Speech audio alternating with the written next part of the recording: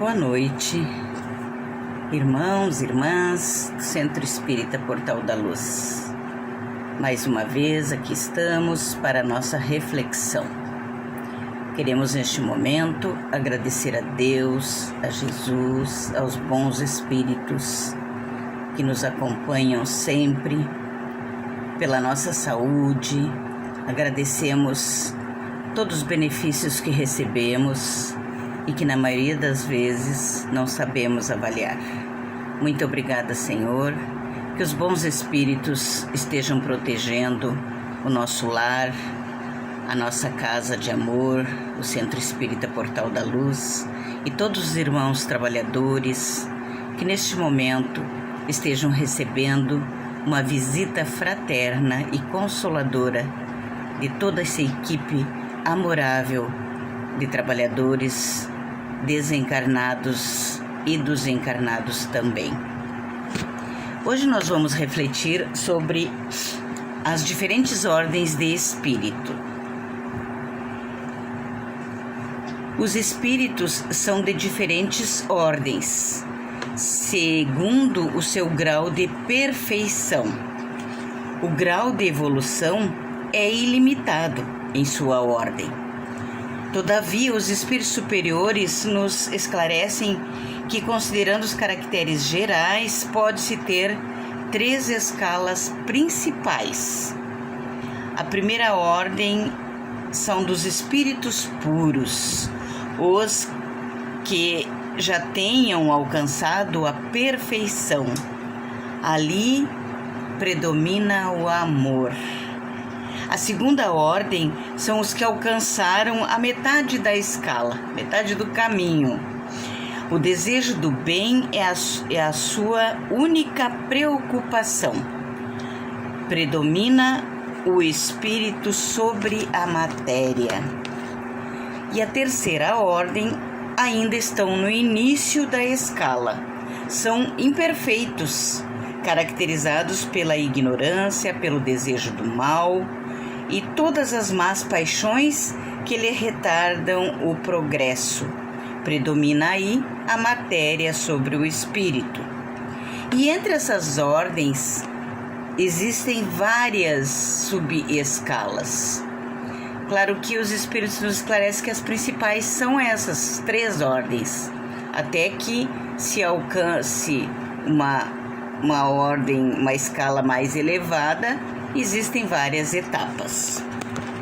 Os espíritos não passam necessariamente pela condição do mal para alcançar o bem, mas em sua ignorância e pelo livre arbítrio optam por um ou outro caminho. Os que são maus hoje assim se tornaram por sua própria vontade. Os espíritos não podem degenerar, ou seja, regredir. À medida que avança, compreende o que o afasta da perfeição. Quando finda uma prova ou existência, fica o conhecimento que não esquece mais. Pode permanecer estacionário, mas não regride jamais.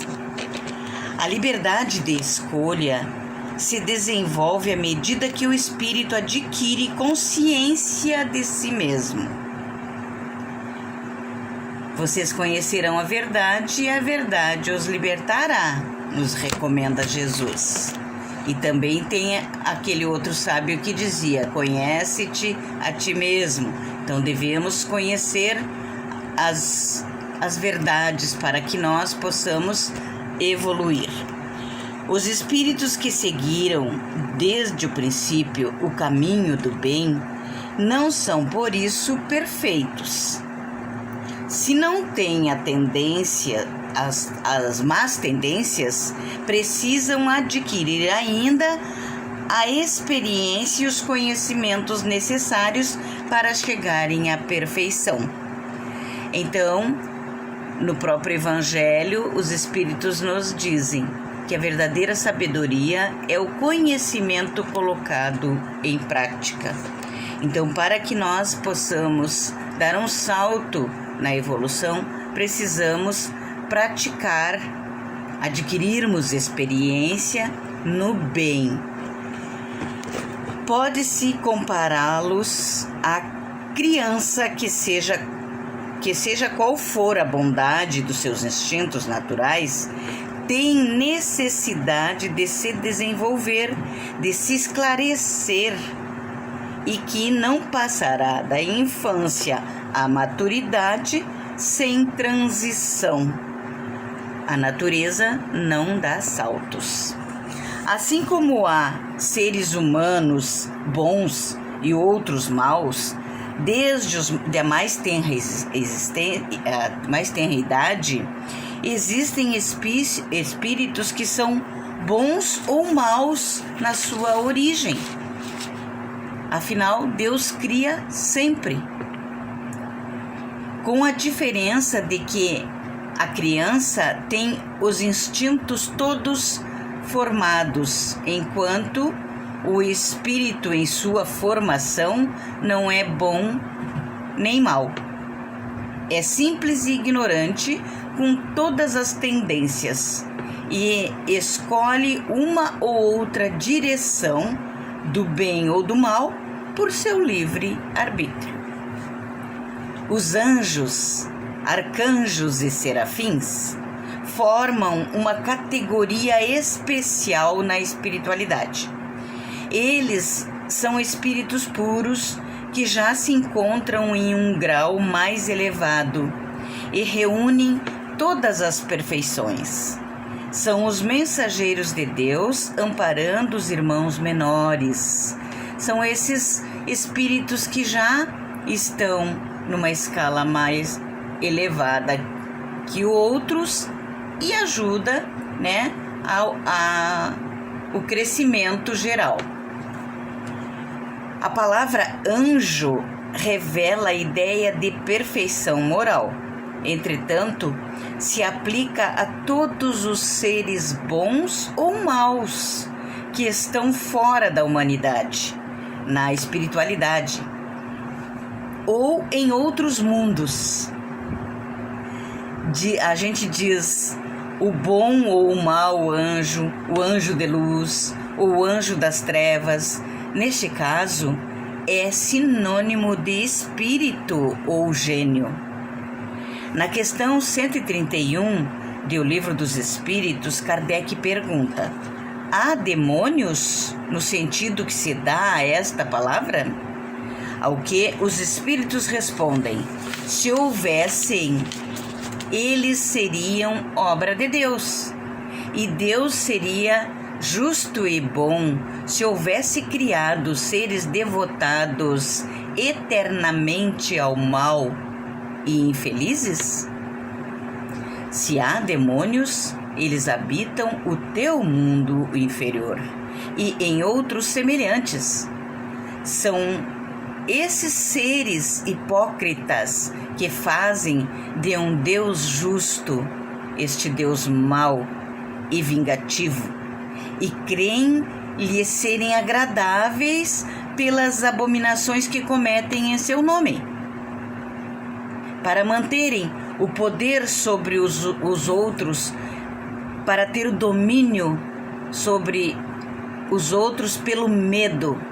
Então se criou, essa teoria do Deus vingativo, do castigo, Então Deus vai te castigar. Quantas vezes a gente ouviu, isso? Então a gente vai ficando com medo e não ter respeito, pela misericórdia divina.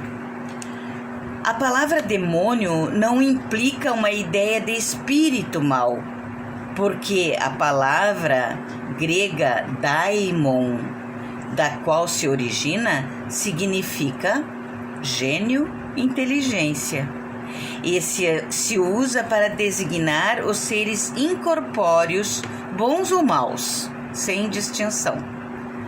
Como vimos, a doutrina espírita nos ensina que em sua origem os espíritos se assemelham a crianças inocentes, isto é, são simples, e ignorantes e completamente inexperientes, carecendo adquirir pouco a pouco o conhecimento que os conduzirá à plenitude de sabedoria e de bondade.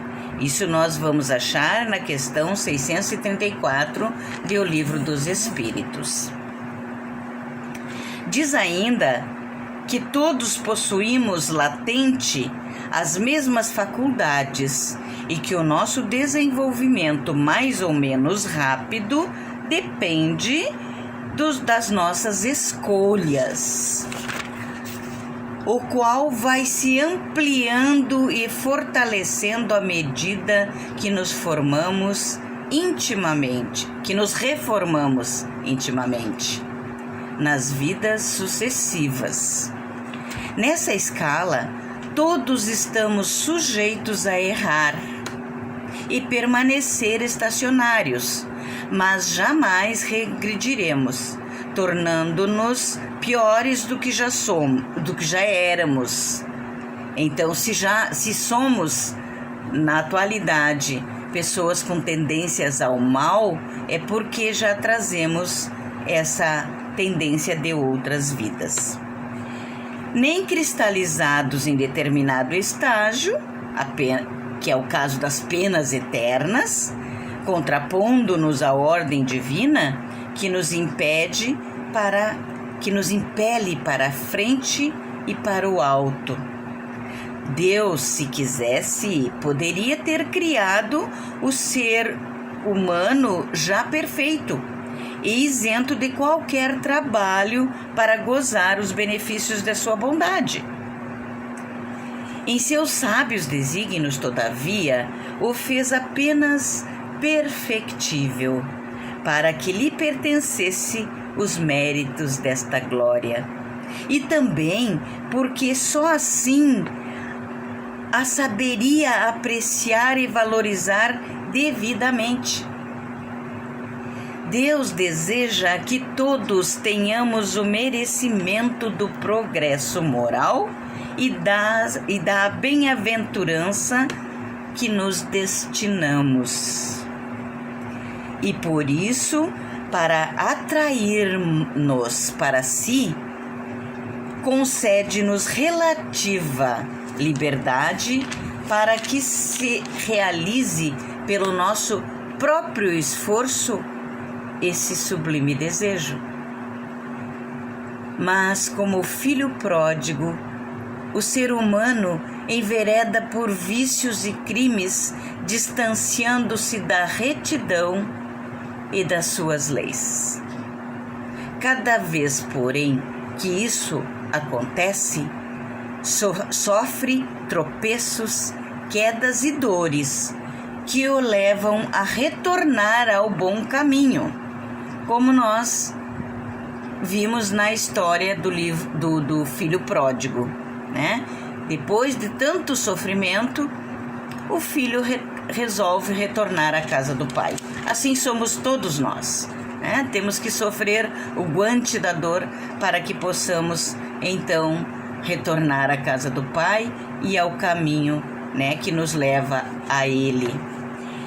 Esses transviamentos temporários, com as agruras que lhes são consequências, constituem experiências que vão adquirindo para se conduzirem ao acerto no futuro.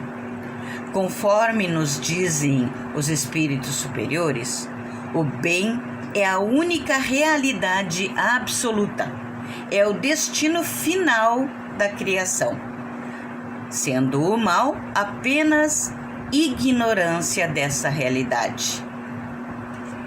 Desde o início dos tempos, o humano tem constatado que existem coisas boas que o têm deixado satisfeito e feliz, mas que o contrário também existe, isto é, aflições, dores e prejuízos.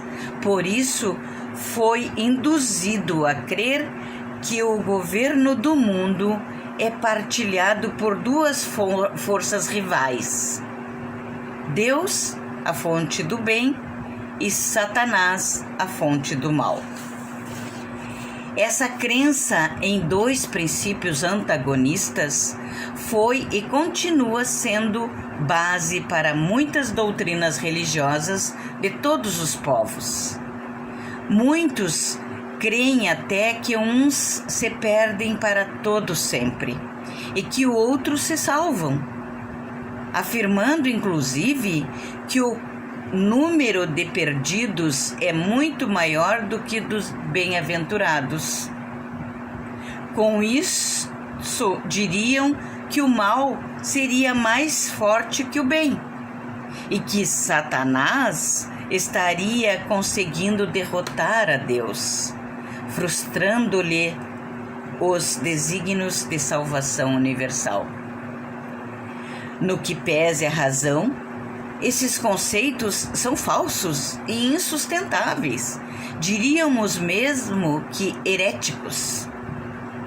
Admitir o triunfo do mal a dano da humanidade é o mesmo que negar os atributos de Deus, que, por misericórdia, criou o espírito simples e ignorante, é bem verdade, mas dotado de capacidade para desenvolver todas as virtudes e toda a sabedoria, a sua imagem e semelhança, a qual adquire vida após vida, neste e noutros mundos, por um processo infalível de aprendizado: a dor.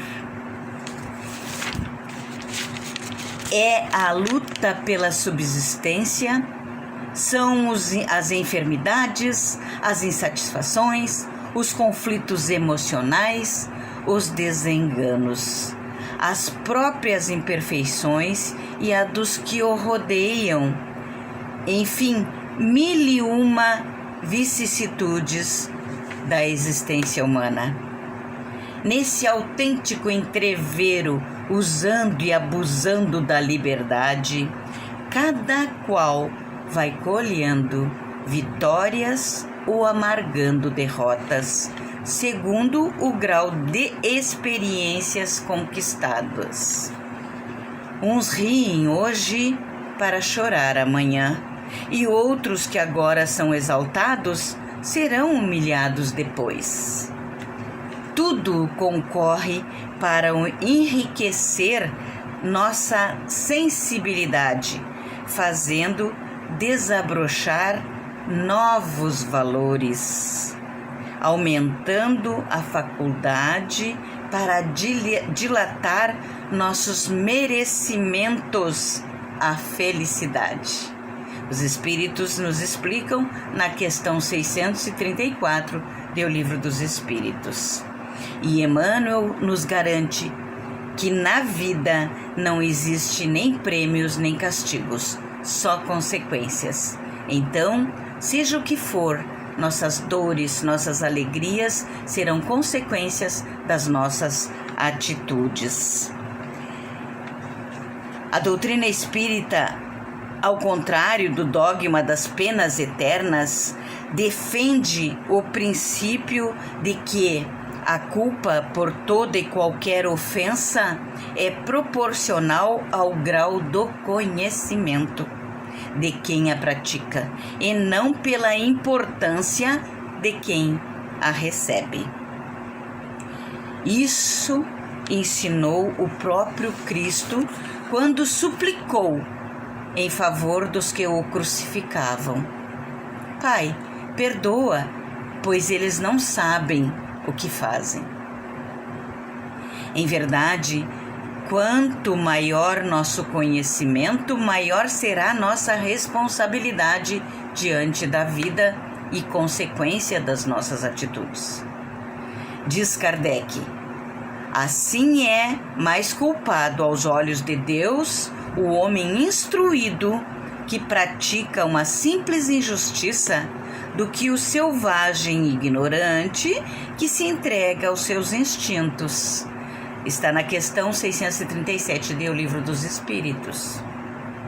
Advertidos pela dor a cada falta que cometemos, vamos aprendendo a evitá-las, e dia virá em que, percebendo que ser feliz é a consequência natural de ser bom, todos havemos de cumprir a lei de amor estabelecida por Deus para a felicidade universal. Nem anjos, nem demônios, simplesmente filhos de Deus. Somos todos a imagem e semelhança do Pai. Haveremos de chegar um dia à perfeição, com os nossos próprios méritos, com a ajuda dos espíritos superiores, que são chamados nossos anjos da guarda, mas sempre pela nossa própria vontade. Queremos neste momento agradecer por mais essa oportunidade de reflexão, pela atenção de todos que estão nos assistindo, pedir para que Jesus, nosso irmão e mestre, interceda junto a Deus por todos nós e que tenhamos uma semana repleta de harmonia e muita paz. Muito obrigada e que assim seja.